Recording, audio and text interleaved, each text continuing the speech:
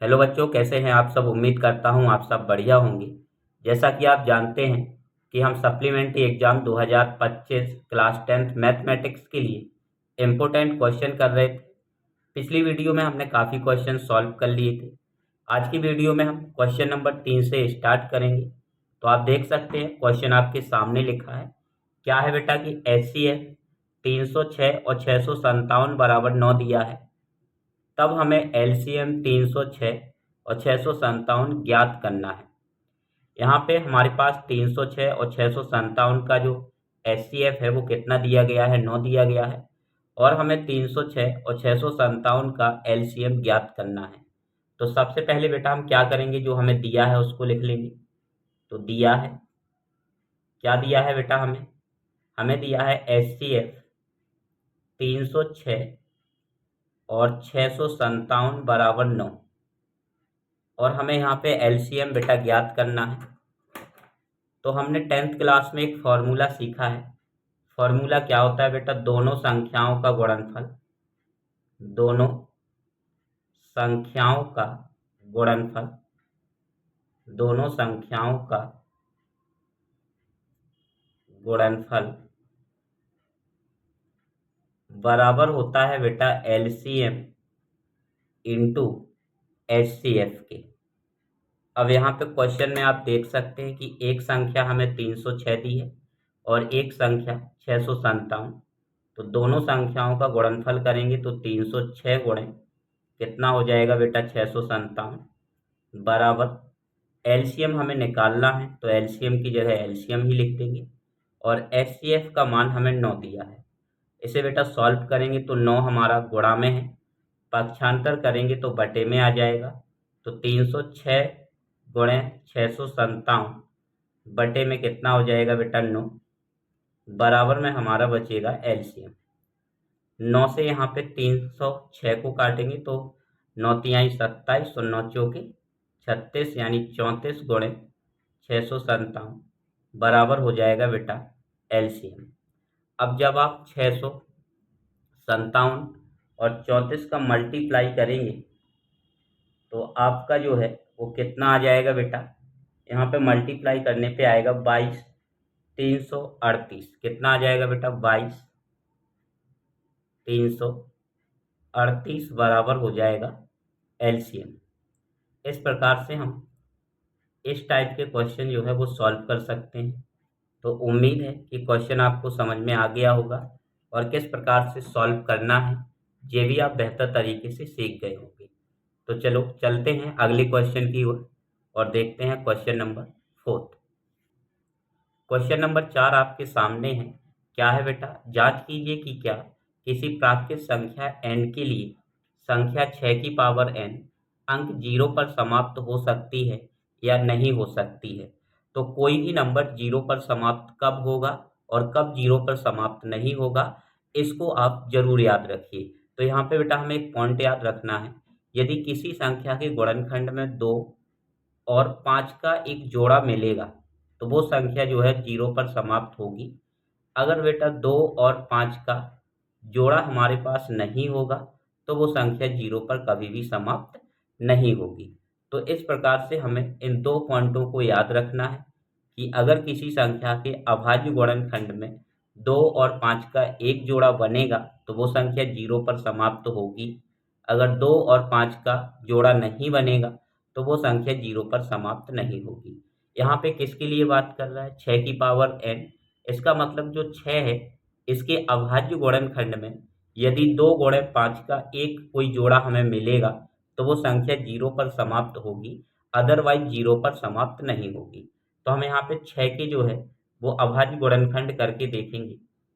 तो आप देख रहे हो कि 6 को हम सबसे पहले 2 से काटेंगे तो 3 मिलेगा और 3 से इसको डिवाइड करेंगे तो 1 मिलेगा। यानी हम लिख सकते हैं 6 बराबर 6 की पावर जो n है इसको 2 गुणे 3 की पावर n। अब यहाँ पे देखोगे कि हमारे पास 2 है लेकिन हमारे पास 5 की कमी है। तो हम क्या लिखेंगे, चूंकि 2 गुणे 5 का जोड़ा नहीं है, इसीलिए 6 की पावर n अंक जीरो पर समाप्त नहीं होगी। काफ़ी इम्पोर्टेंट क्वेश्चन है बेटा, इस क्वेश्चन को आप जरूर करके जाएं। सप्लीमेंट्री एग्जाम 2025 के लिए 100% गारंटेड क्वेश्चन है। यह क्वेश्चन 100% जो है आपको एग्जाम में देखने को मिलेगा। चलिए आगे बढ़ते हैं, अगले क्वेश्चन पे ध्यान देते हैं। Question number 5।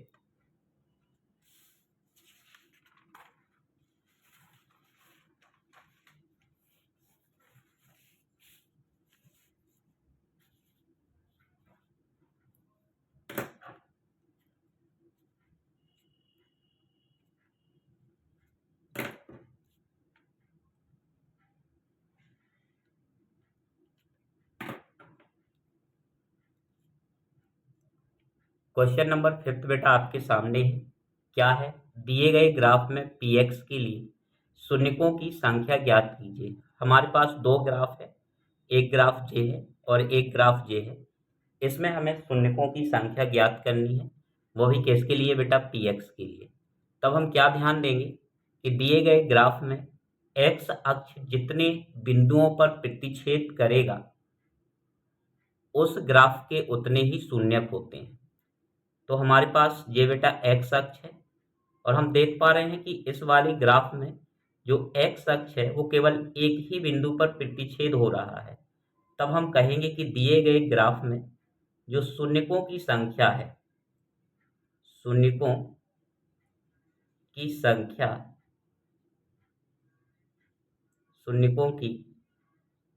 संख्या बराबर कितना हो जाएगा बेटा? 1। इसी प्रकार से हम दूसरे ग्राफ को भी सॉल्व कर सकते हैं। यहाँ पे हम देखेंगे कि x अक्ष इस वक्र रेखा से जितने बिंदुओं पर प्रतिच्छेद होगी उस ग्राफ के उतने ही शून्यक होते हैं। यहाँ पे x अक्ष जो है वो दो बिंदुओं पर प्रतिच्छेद हो रहा है। तब इस ग्राफ में शून्यकों की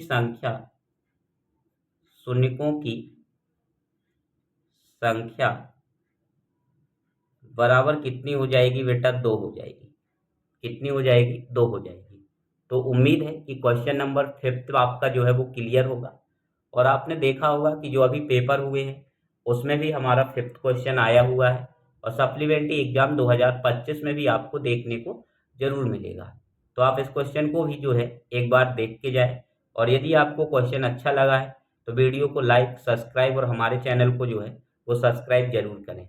आइए आगे बढ़ते हैं और अगला क्वेश्चन देखते हैं। क्वेश्चन नंबर 6 बेटा आपके सामने है। क्वेश्चन क्या है? ध्यान से समझिएगा। क्वेश्चन को समझना हमारे लिए काफ़ी इम्पोर्टेंट होता है, क्योंकि क्वेश्चन से ही हम आगे का जो सॉल्यूशन है वो बहुत सरल तरीके से कर सकते हैं। क्वेश्चन है कि बहुपद x² - 3 के शून्य ज्ञात कीजिए और शून्यकों तथा गुणांकों के बीच के संबंध की सत्यता की जांच कीजिए। यहाँ पे जो बहुपद हमें दिया गया है, हमें उस बहुपद के शून्य ज्ञात करना है और शून्य ज्ञात करने के साथ साथ शून्यक और गुणांकों के बीच में जो संबंध होता है उसकी भी हमें यहाँ पे क्या करना है बेटा? जांच करनी है। तो दोनों चीज़ें हमारे लिए इम्पोर्टेंट है। तो आइए समझते हैं कि किस प्रकार से आप इस क्वेश्चन को सॉल्व कर सकते हैं। तो सबसे पहले हमें बेटा दिया है x² - 3 एक बहुपद है। तो यहाँ पे हम एक पॉइंट लिखेंगे, क्या लिखेंगे? चूंकि शून्यक ज्ञात करना है, चूंकि शून्यक ज्ञात करना है इसलिए x² - 3 इसके बराबर में क्या लगा लेंगे? 0। अब यहाँ पे हम अपनी तरफ से क्या करेंगे बेटा? x² माइनस जो 3 है इसको हम रूट के अंदर लिखेंगे और स्क्वायर भी साथ में लगा लेंगे और बराबर में हो जाएगा 0। तो इस प्रकार से जो हमारी वास्तविक वैल्यू 3 है इसमें किसी भी प्रकार का परिवर्तन देखने को नहीं मिलेगा। अब यहाँ पे हमें फॉर्मूला यूज करना है a² - b² बराबर क्या होता है बेटा? a + b into a - b। तो यहाँ पे a का जो मान है बेटा वो कितना हो जाएगा? x। b का मान कितना रखेंगे? √3। तो क्या बन जाएगा हमारा? x प्लस √3 एक ब्रैकेट में और x माइनस √3 एक दूसरे ब्रैकेट में और बराबर में 0। अब एक बार हमें x प्लस √3 बराबर क्या कर देंगे 0, और यहाँ पे हो जाएगा x माइनस √3 बराबर 0। पक्षांतर करेंगे बेटा तो x बराबर माइनस √3 और x बराबर हो जाएगा प्लस का √3। तो इस प्रकार हम कह सकते हैं कि एक शून्य जो है वो माइनस का √3 होगा और एक शून्य प्लस का √3 होगा। अब यहाँ पे हमें क्या करना है बेटा, संबंध की जांच करनी है। तो शून्य और गुणांकों के बीच में जो संबंध होते हैं उसकी जांच करने वाले हैं। तो यहाँ पे क्या हो जाएगा बेटा,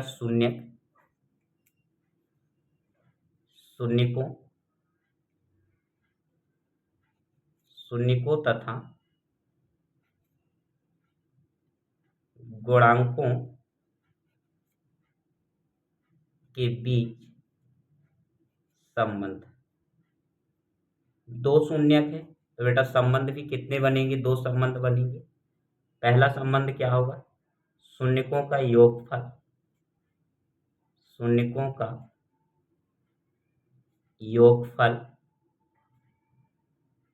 योगफल बराबर होता है माइनस x का गुणांक बटे x² का गुणांक। तो यहाँ पे बेटा देख सकते हो कि योगफल का मतलब है कि जो शून्यक हमने यहाँ निकाले हुए हैं, एक शून्यक माइनस का √3 और एक प्लस का √3, इन दोनों का योगफल करना है। तो क्या हो जाएगा, माइनस का √3 प्लस √3 बराबर, और बहुपद में कहीं पर भी x नहीं है, इसका मतलब x का गुणांक क्या होगा 0, और x² का गुणांक आप देख सकते हैं कितना है बेटा 1। -3 से +3 कैंसिल हो जाएगा तो 0 बराबर क्या आ जाएगा बेटा 0। इस प्रकार से एक संबंध हमारा जो है वो सख्त साबित यहाँ पे हो चुका है। अब हम दूसरे संबंध को बनाएंगे। तो दूसरा संबंध क्या होता है बेटा, शून्यकों का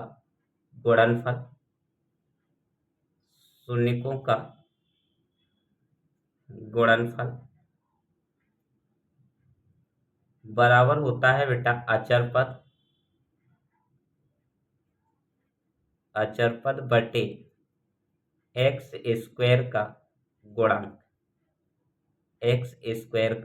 गुणांक। तो गुणनफल का मतलब है दोनों शून्यकों का गुणा करना है, -√3 इंटू प्लस का जो है वो √3। प्लस लिखने की कोई ज़रूरत नहीं होती है, आप लिखना चाहें तो लिख भी सकते हैं और नहीं लिखना चाहें तो नहीं लिख सकते हैं। अचर पद कितना है बेटा, -3, x² का गुणांक कितना है 1, इसका गुणा करेंगे तो -3 बराबर क्या हो जाएगा, -3 हो जाएगा। तो ये हमारे इम्पोर्टेंट क्वेश्चन है सप्लीमेंट्री एग्जाम 2025 के लिए, क्लास 10th मैथमेटिक्स के लिए। आप इस वीडियो को एक बार पूरा जरूर देखें और वीडियो हो सके तो अपने दोस्तों को शेयर करें जो भी बच्चे सप्लीमेंट्री एग्जाम 2025 देने वाले हैं। तो आज की वीडियो में इतना ही, अगली वीडियो में हम आगे करेंगे। तब तक के लिए बाय बाय, टेक केयर।